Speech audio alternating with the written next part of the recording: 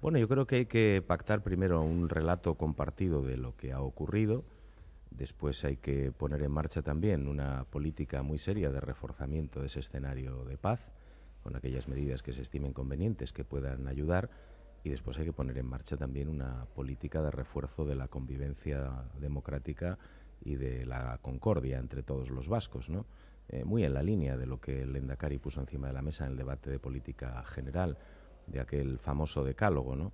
Estamos en un tiempo distinto del de hace escasamente un año, en un escenario mucho más ilusionante, de libertad recuperada, en el que hay todavía elementos que no se han cerrado del todo, ¿no? Hay que saber hacer un relato verídico y objetivo de lo que ha ocurrido, entre otras cosas para que nunca jamás pueda ocurrir nada semejante.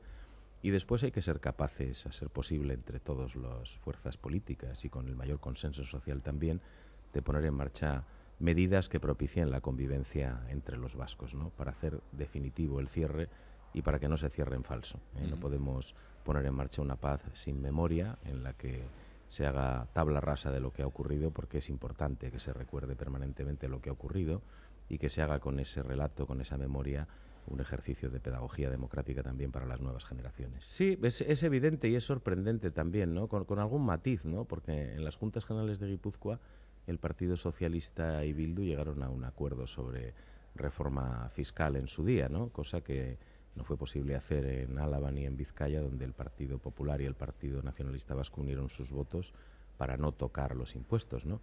Sorprende mucho, por otra parte, que en una situación de dificultades económicas evidentes, de caída brutal de la recaudación por parte de las diputaciones forales, se nieguen a abordar siquiera la discusión de que será necesario, inevitablemente lo va a ser, por mucho que ahora digan que no, tratar de obtener más ingresos. Y los ingresos se obtienen solamente por la vía de la fiscalidad, por lo tanto habrá que tocar la política fiscal, habrá que reformar la política fiscal de las diputaciones. O eso, o nos embarcamos en una política de recortes y de ajustes durísima, que evidentemente traerá como consecuencia pues elementos negativos, ¿no? Ya hemos visto que la Diputación Foral ha dejado encima de la mesa dos grandes infraestructuras pendientes de ejecución, entre ellas la variante de Ermua, porque no le llega el dinero para hacer lo que tenía comprometido. Luego, o seguimos con esa política de ajuste y de recorte permanente, o ponemos en marcha una nueva política de ingresos, no para cargar más a los contribuyentes que actualmente ya están soportando la carga financiera de la Diputación, que son las clases medias y las clases bajas, sino para poner un recargo, un impuesto especial más progresivo para las clases más altas, ¿no? Ni siquiera han sido capaces de poner en marcha, por cierto, la modificación de las tablas del IRPF que aprobó el gobierno de Rajoy, ni siquiera la Diputación Foral de Álava, que recuerdo que está gobernada por el Partido Popular, ¿no? Hay una especie de miedo a afrontar ese debate que, por otra parte, es razonable. Si queremos mantener los servicios de los que tan orgullosos estamos, hay que pagarlos, que es el tema del fraude fiscal, donde todos los años se nos van por la alcantarilla más de 2.500 millones de euros de fraude fiscal, de un montón de sinvergüenzas que se quedan con el dinero de todos los ciudadanos evadiéndolo. Bueno, eso siempre se puede hacer, ¿no? Lo que me parece es que ya era hora que la Diputación Foral de Vizcaya se pusiera las pilas. De momento nos ha anunciado que ha abierto expedientes que podrían suponer el ingreso de 560 millones de euros. Digo podrían, porque de momento no se han cobrado. Y lo que llama poderosamente la atención es que lo hayan hecho este año y no lo hayan hecho en años anteriores, porque está bien que ahora de repente les haya entrado ese afán por recaudar más, pero ¿por qué no lo han hecho en el 2010 y en el 9 y en el 8 y en el 7 y en el 6? ¿No tendrá algo que ver la insistencia de los socialistas y del gobierno vasco en que se ponga en marcha un plan conjunto de lucha contra el fraude fiscal en un país tan pequeñito como el nuestro, de poco más de 2 millones de habitantes? Tiene mucho sentido que las tres haciendas forales y el gobierno no sean capaces de tener un sistema informático que cruce los datos de todos los contribuyentes vascos, y no para espiar a los contribuyentes, como insinuó el señor Bilbao, no, para perseguir a los delincuentes, que es para lo que se hace, ¿no?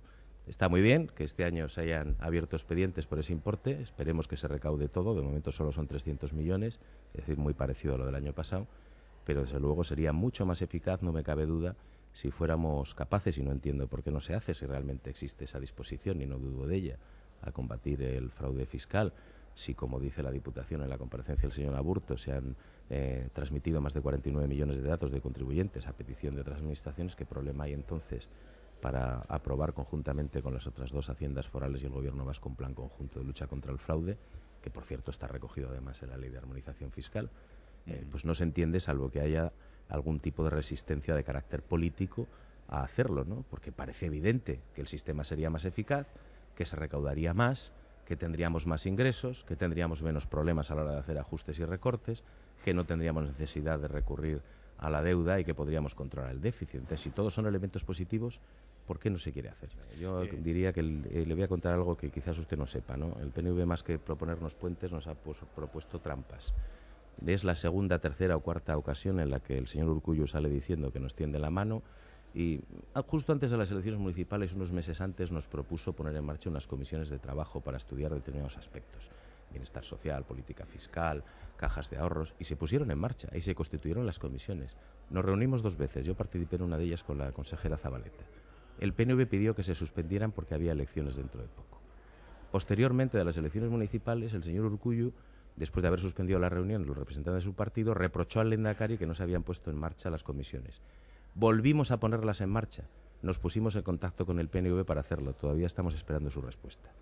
Esto es una cortina de humo de dar una apariencia de responsabilidad para luego dinamitar los puentes que ellos mismos han anunciado que querían poner. Entonces hay que ser un poquito más serio.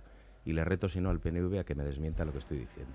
Todavía estamos esperando la contestación del PNV para volver a retomar los trabajos de aquellas comisiones de trabajo. Entonces, ¿dónde están los puentes? ¿Dónde está la verdadera voluntad política? Y nosotros seguimos teniendo la mano tendida para hacerlo, pero hay que hacerlo de verdad, no solo de cara a los medios.